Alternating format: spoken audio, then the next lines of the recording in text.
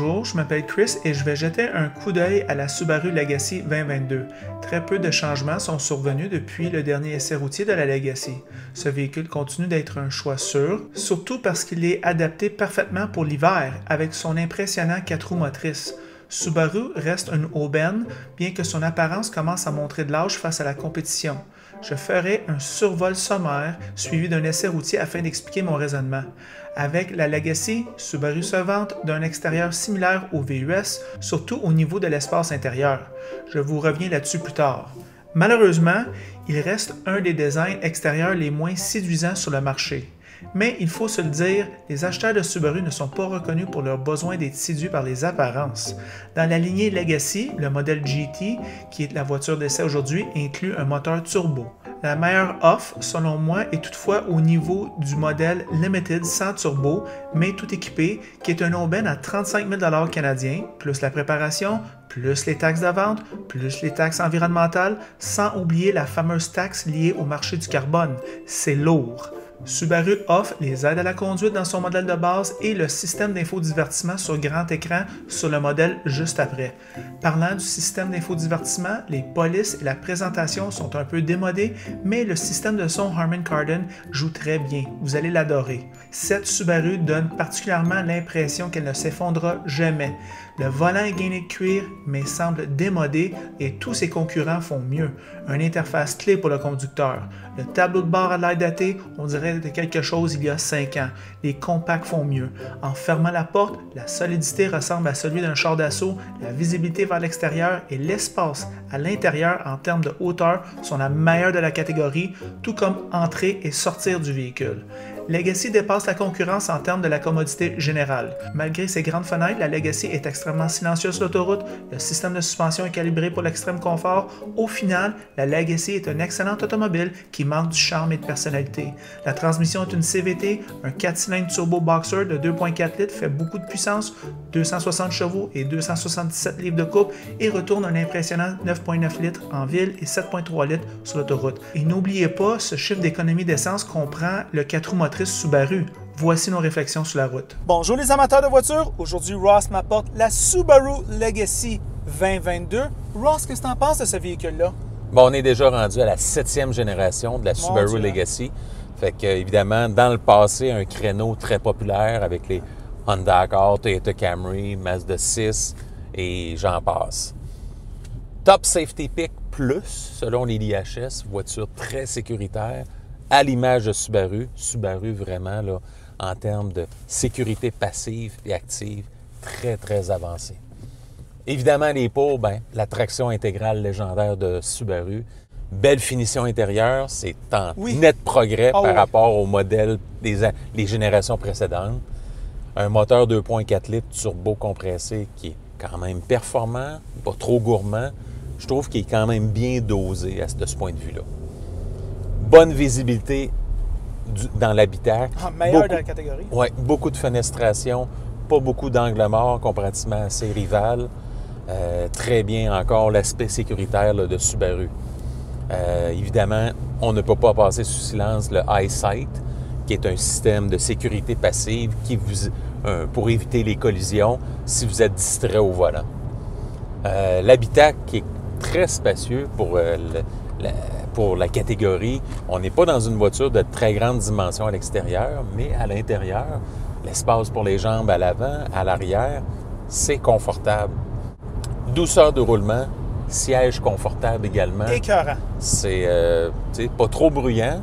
Par contre, sur le système d'infodivertissement, il est un petit peu, comment je pourrais dire, belle présentation graphique, mais peut-être un petit peu, il y a une adaptation.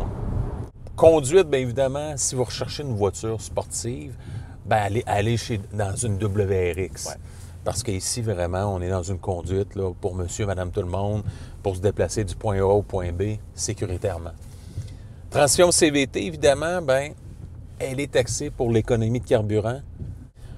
Si vous optez pour le moteur de base, nous, on a le 2.4 turbo, mais si vous optez pour le 2.5 atmosphérique, le moteur est un peu plus juste, peut-être plus fiable à long terme, étant donné que vous n'avez pas de turbocompression, mais plus juste au niveau de la puissance et du couple.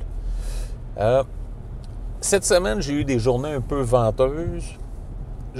J'ai trouvé un peu sensible aux vents latéraux. Ah ouais? La concurrence, bien, évidemment, c'est un créneau qui est en déclin. Il y a encore du côté américain la Chevrolet Malibu, qui est quand même une oubliée, qui est quand même pas une mauvaise voiture, mais qui passe sous le radar, carrément. La Honda Accord, on peut penser aussi à la Hyundai Sonata, Kia K5, Nissan Altima, Ah, bon, attends, y en a-tu des compétiteurs? Toyota Camry et aussi la Volkswagen Passat. Ce qui fait que quand même, il y a des joueurs sérieux, mais évidemment, c'est plus en aussi grand nombre que dans le passé. Fait que, quelles sont tes premières impressions sur la Subaru Legacy GT Limited 2022? Ross, je vais approcher mes remarques par rapport à un propriétaire peut-être d'un 2015, 2014, 2013 de ce genre de véhicule-là qui veut peut-être racheter ce véhicule-là. Quelles sont les différences principales et puis comment que c'est versus la compétition?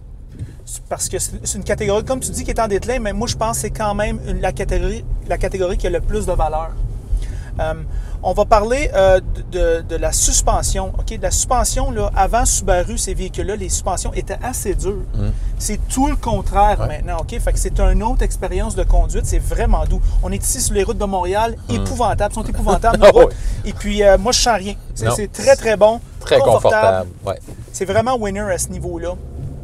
Naturellement, le 4 roues motrices, ça rassure les Québécois, tous les Québécois, je te dirais à 80%, adorent le 4 roues motrices. Et pourquoi pas avec nos hivers. Aussi, le look extérieur. Ben, c'est là que Subaru, c'est pas qu'il est laid, c'est que les autres sont beaux. Moi, je pense que c'est plus ça. Ils sont très conservateurs. Ils ne choquent pas mon œil. C'est ça. C'est juste que, regarde, ils l'ont mis un petit peu plus haut que les autres. Puis c'est pas sexy. Ils sont plus conservateurs dans leur approche, puis ça paraît. Oui. C'est pas une K5, là. Exactement. C'est pas une Sonata, puis c'est pas une Camry. Exact. Alors, à ce moment-là, ben, l'acheteur est au courant. À l'intérieur, Ross, je te dirais que peut-être l'acheteur du Subaru Legacy 2014-2015, il se reconnaîtra peut-être pas. Moi, je te dirais, Ross, la qualité des matériaux dans les portes, c'est haut niveau. Ici, haut niveau. Les interfaces, les bancs en cuir. Les bancs, moi, je te dirais, je pense quasiment c'est les meilleurs dans la catégorie. Ça a très confortable. Aucun sens comment mon dos est comme dans une posture naturelle. C'est thérapeutique. La qualité du cuir, indéniable. Moi, j'ai l'impression que ça va durer 20 ans, ces bancs-là, au niveau de le cuir, puis comment que, tu sais, des fois, il s'effrite avec le temps, ça défraîchit. Moi, je pense qu'il n'y aura pas de problème avec ça. Même volant de cuir, comme d'habitude, de Subaru, c'est-à-dire très moyen, les rivaux font quasiment tous mieux. Au niveau de l'interface, je pense à l'Accord, je pense à la Camry, je pense à la Sonata. Moi, je te dirais que c'est peut-être toute une petite coche de plus. Quand je regarde le tableau de bord, c'est facile à regarder, mais c'est la même chose qu'une Impreza. Moi, je te dirais peut-être que c'est là où est-ce qu'il y a du travail à faire. C'est pas nécessairement au niveau de la présentation graphique. Là-dessus, c'est bien.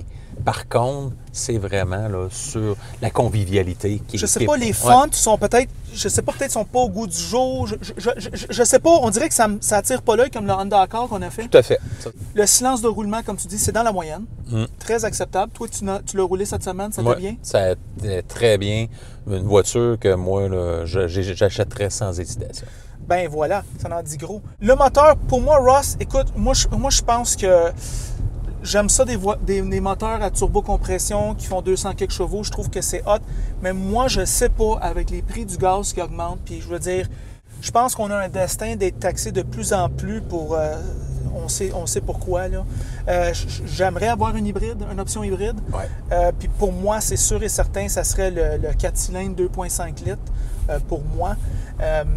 260 chevaux, c'est le fun, mais quand on le compare avec le reste de la voiture, qui est axé tellement sur le confort, là, exact. Je veux dire, je le vois pas, et surtout le look de la voiture.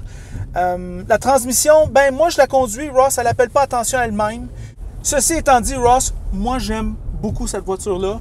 Je trouve qu'à cause de sa visibilité, de sa posture, de son 4 roues motrices, de sa valeur inhérente, de sa qualité de fabrication écœurante. On oublie de le souligner comment que Subaru s'est amélioré grandement avec le temps. Ross, pour moi, c'est très recommandable à l'achat et à la location. Toi? Moi, ça serait la même chose pour toi que toi. Véhicule recommandé en location, véhicule recommandé à l'achat. Je mettrais aussi peut-être une recommandation, vu que c'est le véhicule chez Subaru qui perd le plus en valeur de revente. Fait que peut-être que ça pourrait être un achat très pertinent dans l'usager. Exactement. Alors, c'est ça nos pensées sur le très bon Subaru Legacy 2022. En passant, si vous aimez la vidéo, aimez-le. Si vous ne l'aimez pas, aimez-le pas. Et si vous l'aimez beaucoup, bien franchement, abonnez-vous à la chaîne et c'est tout.